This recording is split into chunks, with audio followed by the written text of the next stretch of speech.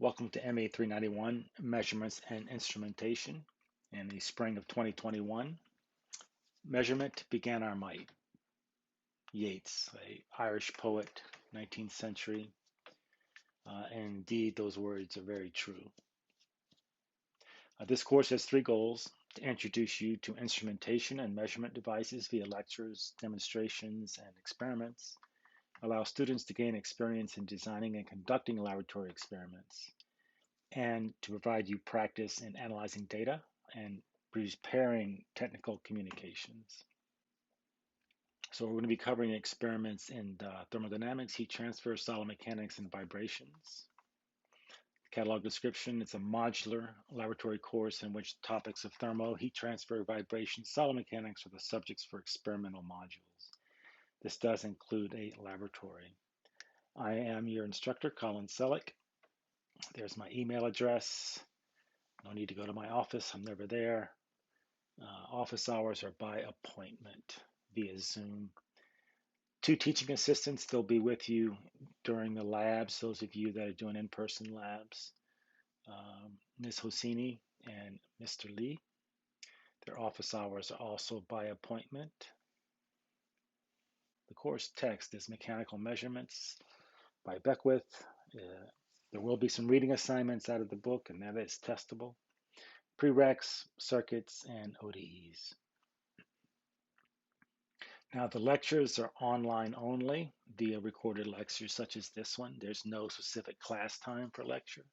I'll be posting lectures periodically throughout the semester on YouTube, and I'll make an announcement when those are available as they come in. In-person labs, they all happen on Wednesdays. There's three sections: 1040, 1250, and 3. The labs are typically 2 hours long. Now, the labs this year, we're going to be in a new laboratory space called the Monster Lab. It's in LNG 111, based in the library. All brand new equipment. Really excited to start using that laboratory.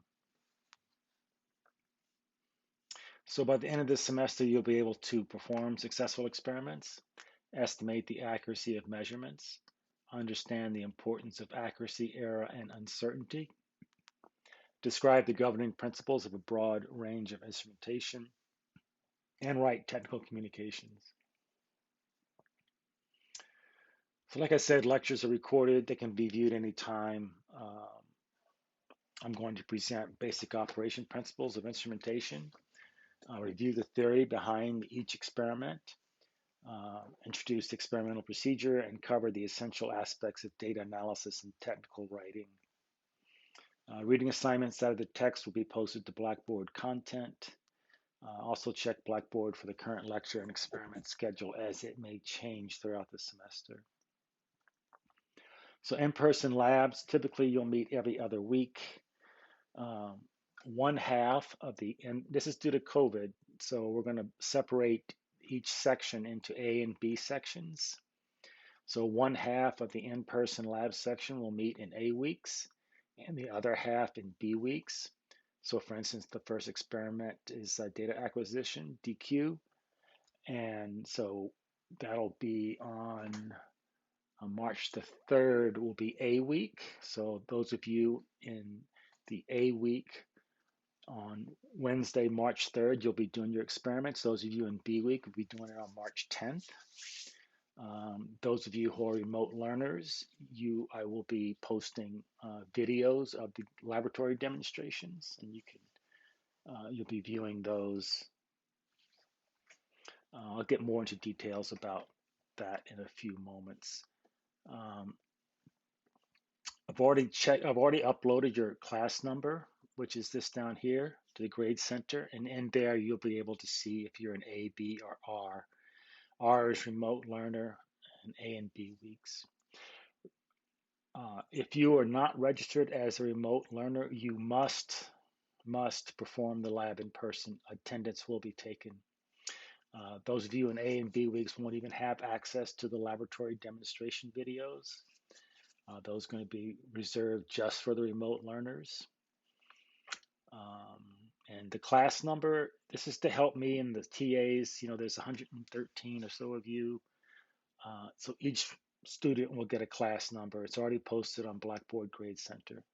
It's your responsibility to look this number up, memorize it, and use it on emails, exams, papers, etc. The number is a form LXN, where L is your lab number, right? So Wednesday 1040 is lab 1, Wednesday 1250 is lab 2, and Wednesday 3 is lab 3. Now X is either A, B, or R. A is week A, B is week B, and R means remote learner. N is just an alphabetical student number. So for instance, the number may look like this, 2A14. So that means you're in lab 2. That means Wednesday at 1250, and you're in A week. We have one basic instrumentation experiment and 4 established experiments. These experiments provide experience with measurement processes, exposure to core subject phenomenon, and analyzing data. Each student will write a technical memo for each lab. That will be due 11:59 p.m. 1 week after you actually do the lab. Remote learners, for all of the due dates, you'll follow week A. So remote learners, you'll be turning in your first technical memo on March the 10th, right? 1 week after you do the lab, which you're following A week. So A week is February 3rd. We'll have a midterm and a final. I'll announce those dates. Here's the experiment schedule. I referred to each experiment by a 2-letter code, for instance, DQ, data acquisition, TM, temperature measurement, etc. The schedule is as follows. I've already said this, but here it is. The first A week will meet next week. Is that next week? No, the week after next, right? So March the 3rd will be A week, and March the 10th will be B week. That's in, again, LNG 111. Your technical memo is due for A week, and remote learners is due on midnight on the 10th, and for B weeks it's due midnight on the 17th of March. So you can see all the dates are there.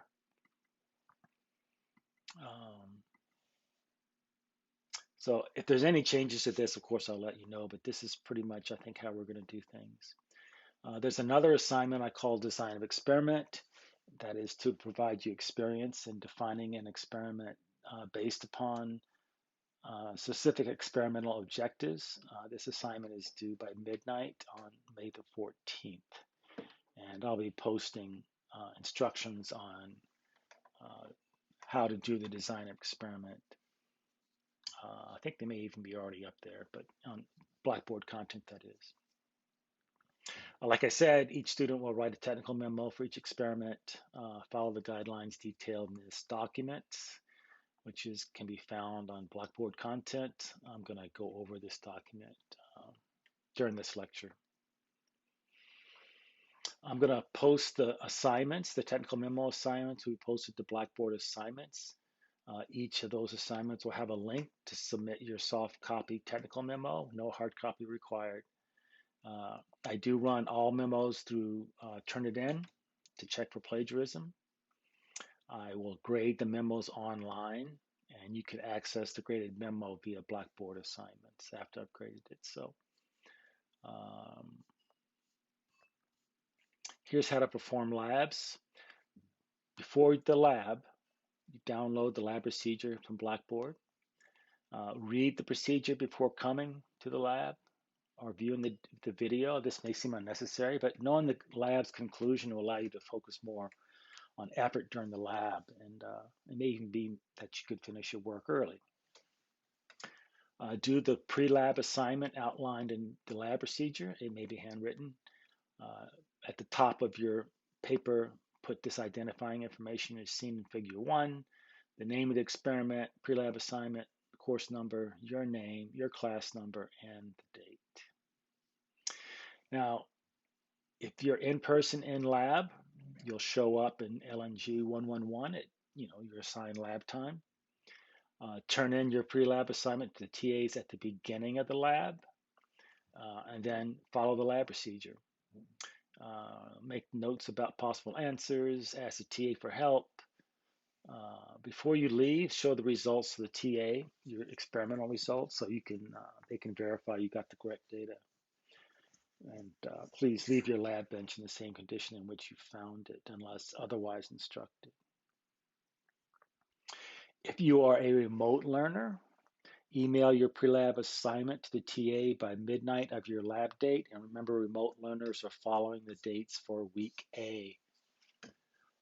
Follow the lab procedure while watching the pre-recorded laboratory demonstration. Make notes. You will receive the lab data via email so you can do the analysis that's outlined in the experimental procedure and write your technical memo.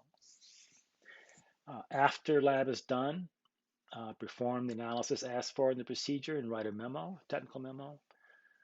Part of your grade is determined by the quality of your writing and proper formatting. Again, follow this document for guidelines.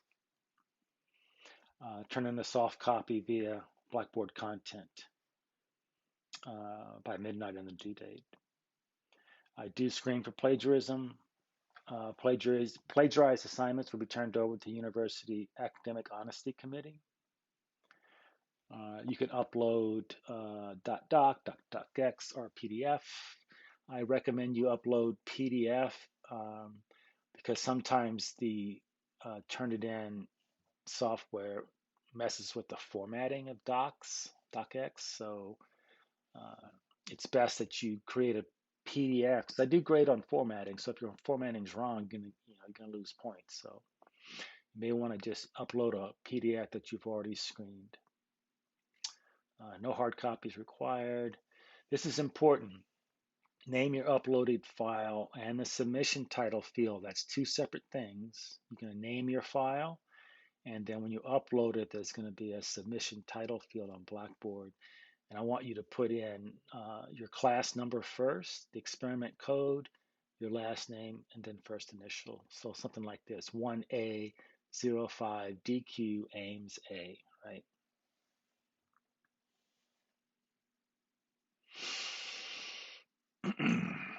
Assignments are considered late after 11:59 p.m. on the due date. You have up to 24 hours after that to turn it in. You'll lose 15%. After 24 hours, you cannot turn in the assignment any longer. You can review your grades on anything in the course, assignments, quizzes, technical memos, exams, for 1 week after the scores are posted. After that, I will not review the grade for that particular assignment or quiz or exam. So you have 1 week after you receive your grade to review ask for some changes in your grade. Missed in-person labs without prior notification will result in a 15% deduction on the technical memo for that lab, as well as a 0 for that lab's pre-lab assignment. Pre-lab assignments, excuse me, are worth 25 points. Missed labs that are not made up will result in a 0 for that lab's technical memo. Like I said, I use Turnitin.com, which is extremely adept at detecting plagiarism. Note that your memos are compared to memos from previous semesters of ME 391, to your own classmates' memo this semester, and to the entire World Wide Web.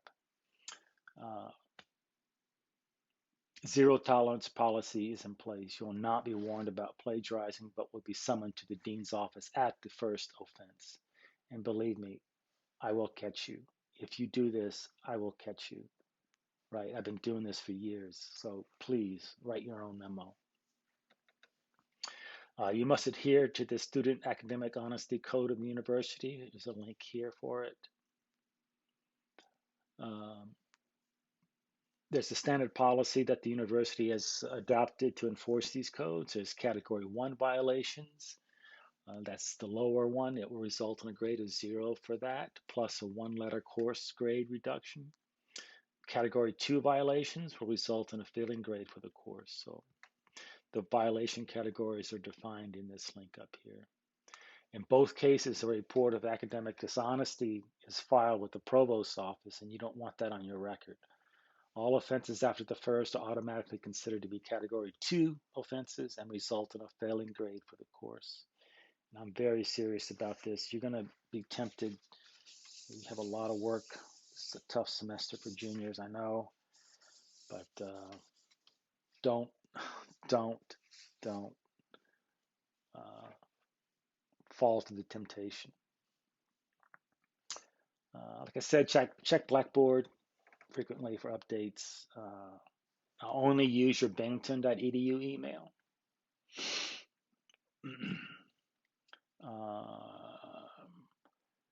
Also, I teach 3 classes, and some people write me assuming I know what class they're in. I don't.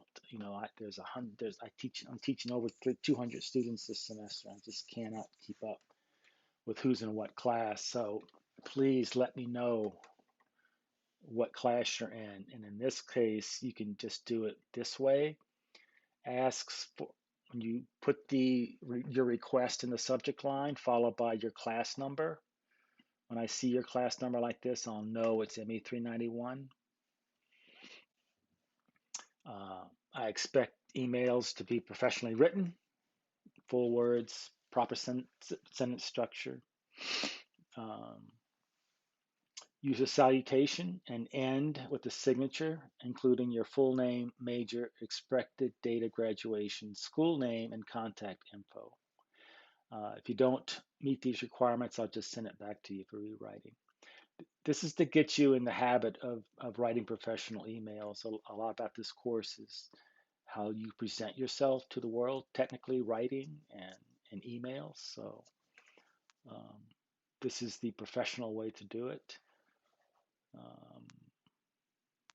SSD students, you can register with the SSD department. There's their phone number, and they're in University Union, room 119. 825 points. There's 5 pre-lab assignments, 25 points each. There's 5 technical memos at 100. There is the midterm at 100, and there's a final at 100, and I left this out, the design of experiment. This is also going to be 100 points. So I'll update the syllabus, and so it's going to be 925 points. With these 4 items, including one more item, the technical memo worth 100 points. And I follow pretty much a standard letter grade assignments.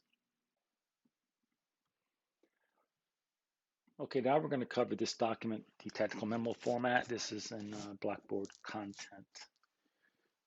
You must do it in a word processor, obviously. All equations, plots, and tables must be produced electronically, no hand-drawn things. Part of your grade will be determined by the quality of your writing and proper formatting. The lab procedure lists a number of questions for you to complete.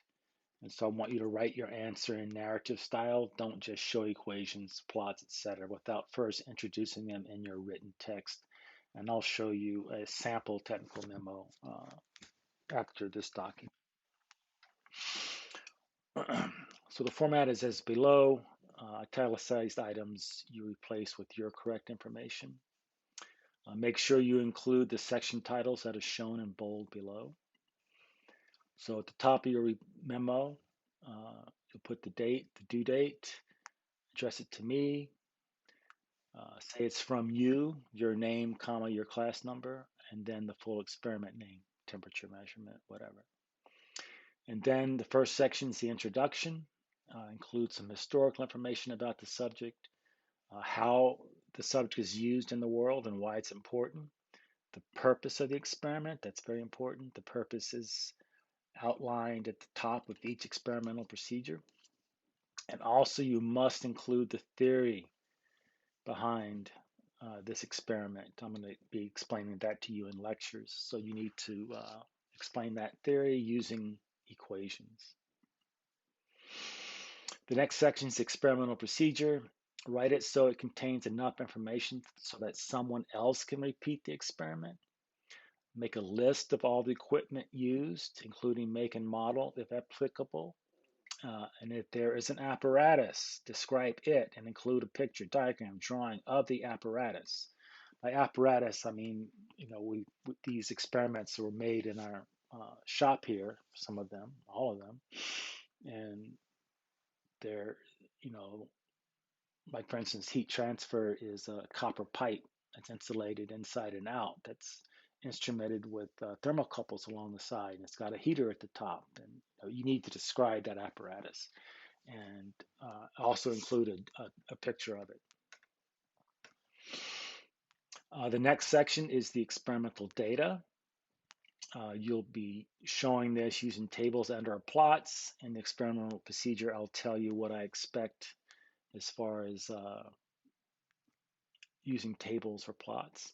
Use the original units as recorded in the lab. You don't want to make any changes to the units. We want the original things that you wrote down in the lab.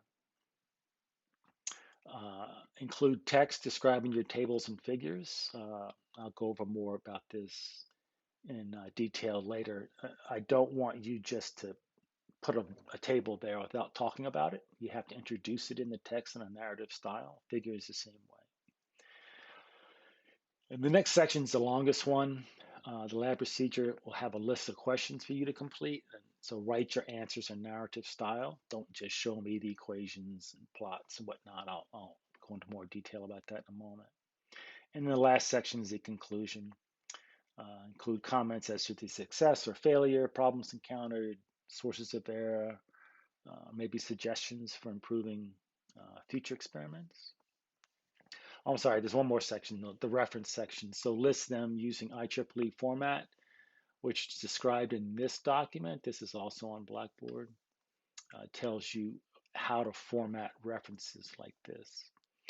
And here's how I want you to use references. In the text, you use brackets with a number like this.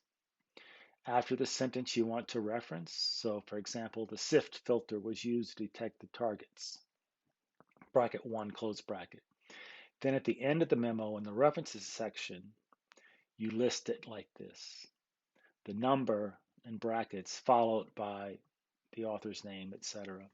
And this reference format document from IEEE will tell you how to format the reference, if it's from a book, from a video, from a web page, private conversation, whatever. There's all different ways that you can reference, and each of them has a particular format.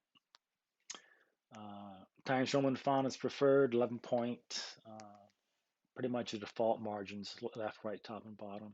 Please single space, there's no need to double space a document. Paragraphs, a new paragraph is started by either indenting the first line of the paragraph or skipping a line. Don't do both. Section headings and new pages. If a section head is near the bottom of a page, either by itself or with just the first few sentences, insert a page break before the section heading. We call this a widow in the business. We just don't want, like, if I had units down here and it was all by itself, and on the next page it said be sure to put, you would put then a page break before units, right? Use third person singular in the passive voice. That means you say the heater was connected to the power supply, not I connected the heater to the power supply. In technical writing like this, we do not use pronouns, I, you, he, we, she, they, this is to remove yourself from the writing. This is not a personal essay. This is the technical writing. This is scientific. So we don't want to use these pronouns. Use the past tense when talking about the experiment since it's already happened, right? So for example, the purpose of the experiment was, because you already did it, right? Use the present tense when speaking of the memo, the theory, and equipment since they still exist. For example, the theory of temperature measurement is significant digits. I do deduct for this. Be careful. Be aware of how many significant digits you should use. It's typically 3. Don't use more digits than the instrument's accuracy or calculation would dictate. One of the lectures upcoming will be about significant digits. So that's a common problem I see a lot, and also I see this a lot. People don't put units on their numbers. Most everything has a unit. Um, strain is one that doesn't, but most things do. So be sure you put units. Um, solve the analysis problem using the same units as the actual data you collected. Don't mix unit systems. Um, when discussing the data, always use the original units recorded in the lab. That's because if you make a conversion error later on, it can be corrected by someone else. But if you know, do the conversion error before you put it in the experimental data section, we'll never know if you did the conversion correct or not, right? So use the original units recorded in the lab. We don't use contractions either in technical writing. They can cause some ambiguity, which is never a good thing in technical communications. It also communicates that you're taking shortcuts, which undermines the credibility of the document. When you have numbered and enumerated lists, don't break them across pages unless it's more than one page long. This is important. Tables, in your written text, you must describe what the table represents using the word table and its number. For example, as shown in table 1, comma. This allows anyone to quickly find where in the paper you are discussing this table because it's easy to scan for the capitalized word table. And why would you want to do that? Well, sometimes people just pick up a paper or memo and they're just paging through it. And they may see an interesting table or an interesting figure. And they say, oh, I want to know more about that. I wonder where the author describes it. And then you can scan the nearby text and look for that capital T. So that's why we do this. And I do take off points if you don't do this, so please. What else? Place the descriptive text before the actual table because it's disconcerting for me to come across a table without you having introduced it first. Uh, we don't want huge tables of data, right? We want plots are much better for large data sets. And again, in the experimental procedure, I tell you what I expect. I say tabulate the data, or I'll say plot the data. Tables are left justified. They contain a label at the top of the table, starting with the word table, followed by a consecutive number, a period, and a space, followed by the title, which you can see here. Don't leave them out. I expect to see everything. You got to have table, the number, the period, the space, and a descriptive title. The tables are left justified, and they contain a label at the top of the table, starting with the word, we already did that. Put extra space between before and after the table like I did here. See, I put a little extra space here. Don't crowd things in. Don't break tables across pages. And here's an example of a good table. Notice I have the units in there. Now, the next topic is figures. By that, I mean something like this right here. Again, you must describe what the figure represents using the word figure this time and its number. So this is just like table, except now it's a figure. And we do it for exactly the same reasons, right? It's easy to scan for that capitalized word. Place the descriptive text before the actual figure, just like with tables. Now, figures are centered, as you can see here. They have to contain a centered label underneath, starting with the word figure, followed by the number, a period, and space, just like with table. But now figures are centered, and the label goes underneath. Tables are left justified with the left justified caption above the table. Let's see, both axes are labeled with the description of the variable with the units in parentheses. So you can see that here, load, and the units are in parentheses. Deflection, the units are in parentheses.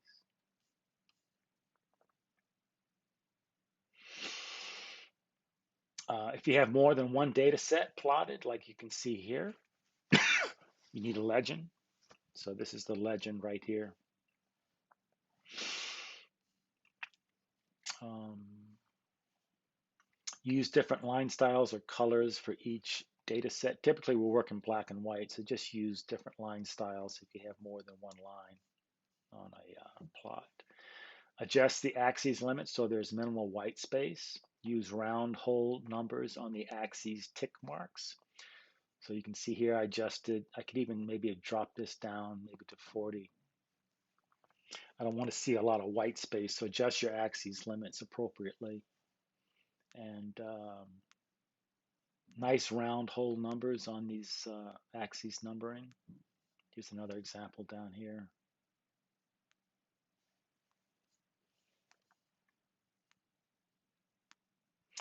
Now, this is very important. I take off points for this, so be careful. To distinguish experimental data from theoretical curves, we plot experimental data with symbols and plot theoretical curves with lines. Do not connect experimental data with lines. Do not place symbols on theoretical curves. So, for instance, here, the experimental deflection are these diamonds. The theoretical deflection is a line. We want to do it this way because when I see these symbols, I know that each one is a unique data point that you took in the lab. But with the theory, that's an equation, right? So we're just going to be plotting that equation. In this case, it's a linear equation, but it doesn't have to be. So, and in this one, there's no theoretical data, it's just experimental.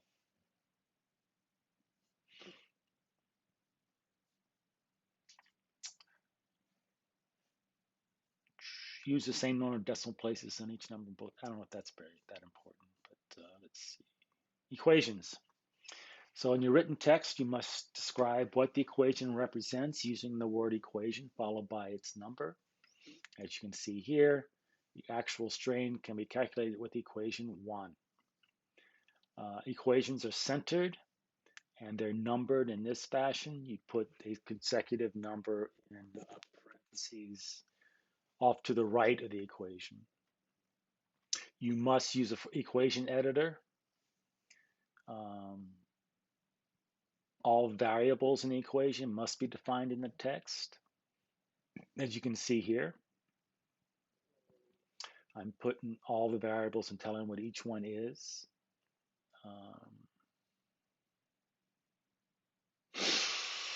Put equations centered and aligned by themselves. Again, add extra space before and after equations, just like with tables and figures.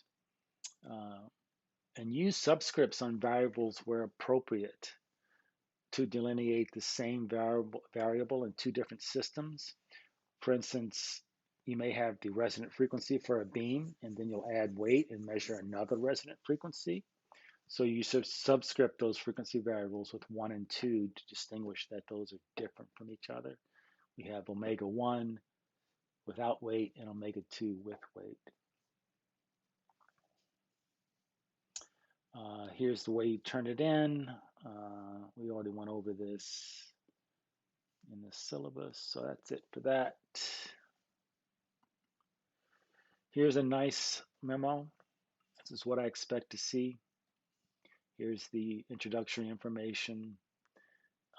Sections are in bold. You don't have to have the colon there. In fact, it's since this is already bolded, the colon is actually not needed at all. And so he talks a little bit about some history, about what the Rankine cycle is used for, blah blah blah. Here are all the equations for the Rankine cycle. Notice how he's introducing the equations before the equations show up, and then after the equation lists all the variables in the equation. And the purpose, like I said, the purpose is outlined in each experimental procedure, so I expect to see that in your introduction. So introduction, historical information, describe what the system is, how it's used in the world, why it's important, introduce all the equations, and then the purpose. Here's the procedure. Um, this is a big apparatus. We took this particular Rankin cycler. We used to do it in this lab, but we moved it to 491, which is the senior um, laboratory, phenomenon lab we call it. I think it's still a elective. Um, and then, do the procedures enough so that someone else can repeat the experiment. And here's the data. I ask for the plot of the fuel flow versus time in the procedure. So here it is. Uh, it's a figure, it's centered, it's got a title below it. Uh, this one had a lot of figures in it. Typically, you won't have this many. This is actually a very long report. And here's a nice table. This is wrong. I've changed how I do tables since this was written. Tables are now left justified with the caption on top of the table, left justified also. And here's the analysis. So describing what he's doing, right, giving us the answers, blah, blah. And then there's the conclusion and the references. Okay, so that's it. I will be posting more content, and I'll see you in cyberspace.